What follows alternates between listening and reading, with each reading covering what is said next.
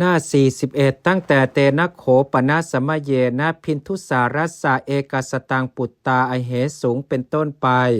ก็โดยสมัยนั้นแลพระเจ้าพินทุสารมีพระราชโอรส101พระองค์พระเจ้าอโศกทรงสั่งให้สำเร็จโทษพระราชโอรสเหล่านั้นเสียทั้งหมดยกไว้แต่เจ้าติสสกุมารผู้ร่วมพระมารดาเดียวกันกับพระองค์ท้าวเธอเมื่อสั่งให้สำเร็จโทษยังไม่ได้ทรงอภิเษกเลยครองราชย์อยู่ถึง4 ปีต่อล่วงไปได้4 ปีในปีที่18ถัดจาก200 ปีแต่ปีปรินิพพานของพระตถาคตมา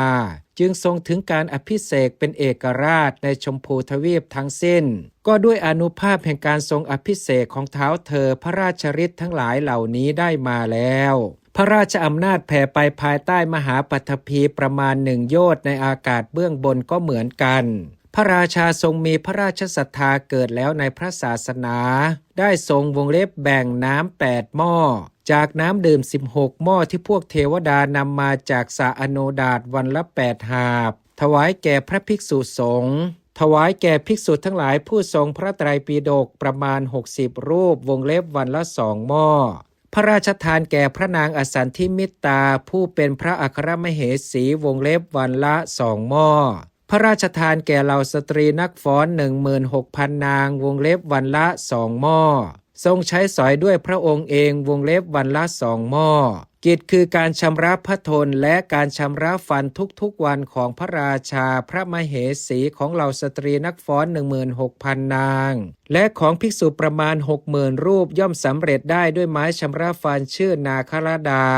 อันสนิทอ่อนนุ่มมีรสซึ่งมีอยู่ในป่าหิมพานต์ที่เทวดาทั้งหลายนั่นเองนำมาถวายทุกๆวันอันหนึ่งเทวดาทั้งหลายนำมะขามป้อมที่เป็นพระโอสถสมอที่เป็นพระโอสถและมะม่วงสุกที่มีสีเหมือนทอง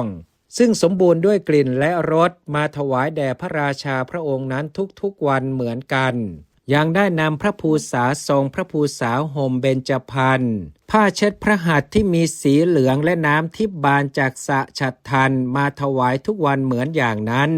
ส่วนพญานาคทั้งหลายก็นำเครื่องพระสุคนสำหรับสนานพระเศียรพระสุคนสำหรับไล้พระวรกายผ้ามีสีคล้ายดอกมะลิที่ไม่ได้ทอด้วยได้เพื่อเป็นพระภูษาห่มและยาหยอดพระเนตรที่มีค่ามากจากนาคพิภพมาถวายแด่พระราชาพระองค์นั้นทุกๆวันเช่นกัน